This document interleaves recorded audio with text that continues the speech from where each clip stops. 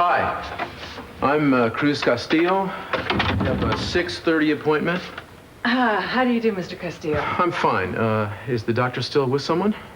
Yes, the doctor is indeed with someone. She's with you. I'm Dr. Lawrence, Jamie Lawrence.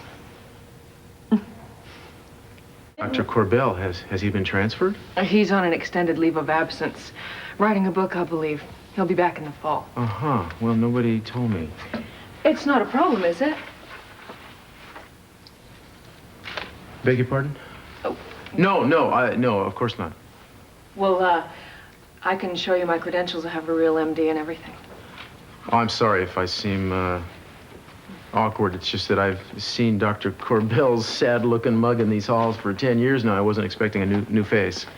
And like any good cop, you want to know what you're getting into so you can be properly armed. I did my internship with the NYPD. I learned very quickly that police officers aren't too excited about the prospect of having their heads examined. There are usually too many grisly things in there that they'd rather not drag out into the open. And I don't blame them one damn bit. You have an excruciating job, Inspector Castillo.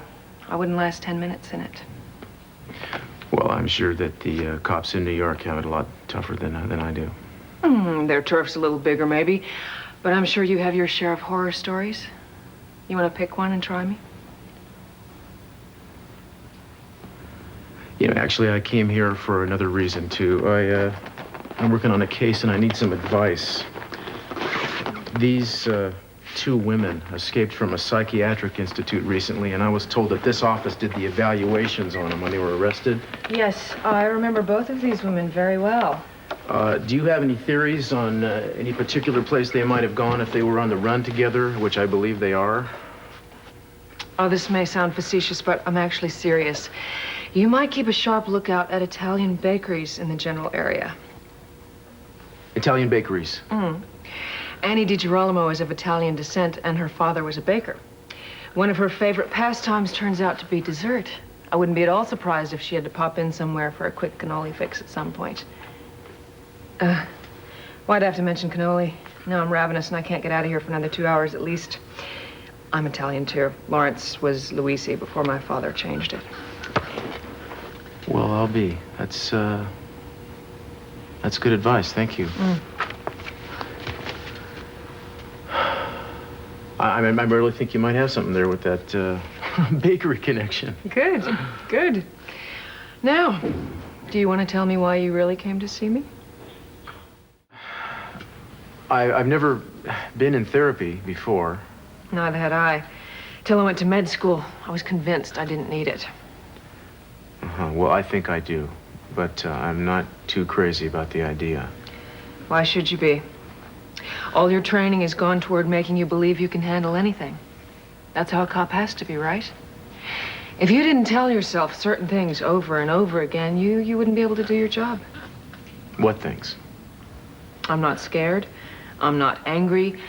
I'm not gonna puke.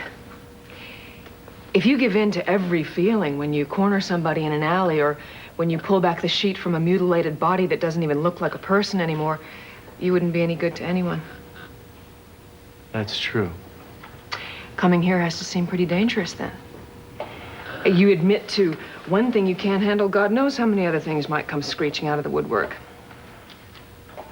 Yeah. Yeah. Do you mind if I stretch my legs a little bit? No. I guess you just can't keep it nailed shut forever. You know, comes a point where things start to get out of you whether you want them to or not, and I think that's what's been happening to me. Tell me. Well, you know, I'm not the most controlled guy in the world, but I do have a tendency to keep my outbursts in proportion. It's just that lately, when I get angry about something, I can't seem to stop it.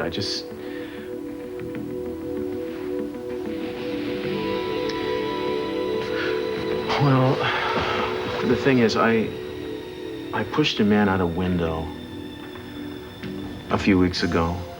He clearly meant to do me harm, and my wife was nearby, but I didn't have to do that to him. And I can't believe that I did. What was the last case you worked on before this incident? Well, it has nothing to do with a case. You say that as if you do know what it has to do with.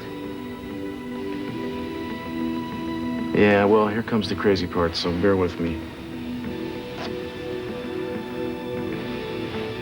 I think it has to do with this.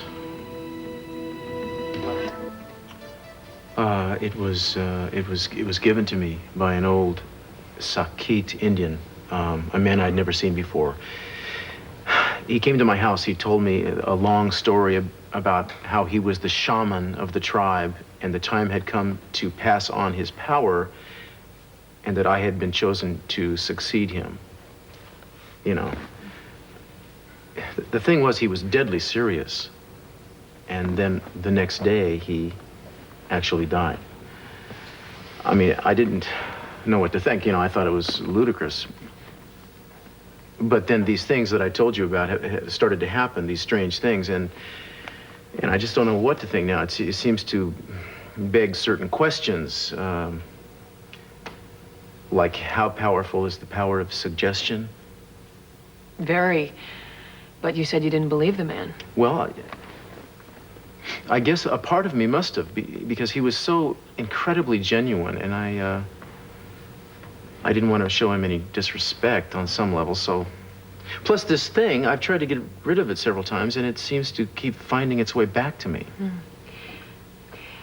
He told you that you would have superhuman abilities, so you think maybe you'd willed yourself to have them? When I was bitten by that scorpion I told you about, I mean, I should have believed that my life was in danger, but somehow I knew that it wasn't. And when that man attacked me in Paris and I hit him so hard as to knock him across the room and out the window, my hand didn't hurt at all. Well, such occurrences are well documented with religious mystics, as I'm sure you're aware. But what about these rages, these mood swings that brought you here? How are they connected to this stone?